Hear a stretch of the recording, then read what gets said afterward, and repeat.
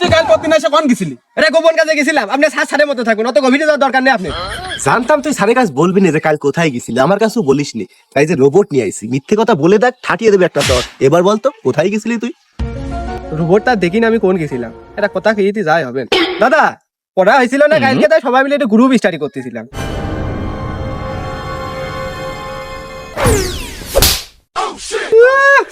দাদা বলছি কোন গেছিলাম, সত্যি কথাটাই বলছি।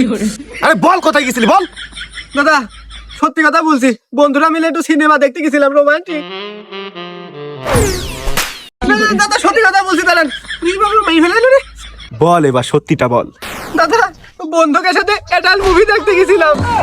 কি তুই আঠাল মুভি দেখতে গেছিলি? সি সি সি সি সি, আমি তো দাদা এইসব জীবনে কোনোদিন দেখিনি। তুই এইসব কাজ করিস?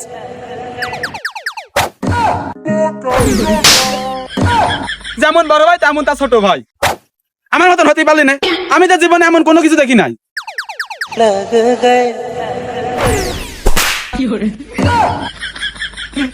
দাদা রাত 12টার পর আমি কম্পিউটার একটু দেখি। আমি মনে করছিলাম যে কম্পিউটার দেখলে ঠিক হবে না। তাতে আমার ব্যাটারিটা খুলে ফেলো। এখানে থাকলে আমার ব্যাটারি চার্জ নষ্ট হয়ে যাবে। আমাকে এখান থেকে নিয়ে যাও। এখানে সবাই মিথ্যাবাদী।